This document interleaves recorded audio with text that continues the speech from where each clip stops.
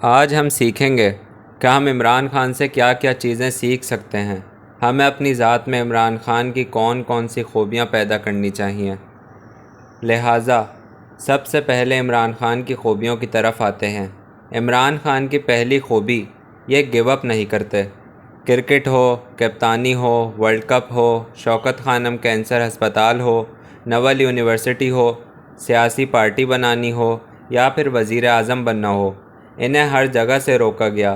انہیں یہ بتایا گیا کہ تم یہ نہیں کر سکو گے، چپ بیٹھ جاؤ، لیکن یہ باز نہیں آئے اور مسلسل کوشش کرتے رہے، اور انہوں نے ہر وہ کام کامیابی سے مکمل کر کے دکھایا جس کے بارے میں لوگوں نے پیشن گوئی کی تھی یہ ان سے نہیں ہو سکے گا۔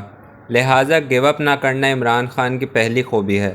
عمران خان کی دوسری خوبی، یہ شخص نا امید نہیں ہوتا۔ آپ عمران خان کی پوری زندگی کا تجزیہ کر لیں، آپ کو یہ کسی بھی حالت میں مایوس یا نا امید نہیں ملیں گے۔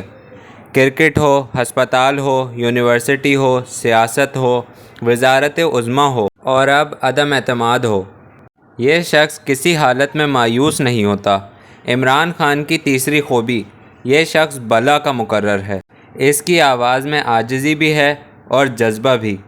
آپ ان کی 27 مارچ کی تقریر ہی سن لیں، آپ کو یہ کسی بھی طرح ایک جاتے ہوئے، ایک ہارتے ہوئے وزیر اعظم کی تقریر نہیں لگے گی۔ یہ اس میں بھی وہ دعوے کر گئے جو ہوئے اور پتہ نہیں ہو سکیں گے یا نہیں۔ عمران خان کی چوتھی خوبی یہ ہے کہ یہ شخص ون مین آرمی ہے اور اسے کھیلنے، لڑنے اور دوڑنے کے لیے کسی دوسرے شخص کی ضرورت نہیں۔ پاکستان کی تمام پارٹیاں ہیں، یہ چھوٹے بڑے گروپ سے مل کر بنی ہیں۔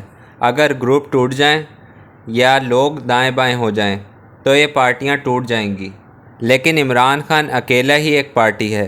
یہ جب تک ہے اس وقت تک پارٹی بھی ہے اور اس حقیقت کو یہ اچھی طرح سمجھتا ہے، لہٰذا یہ اکیلا ہی چلتا رہتا ہے اور منزل پہ بھی پہنچ جاتا ہے۔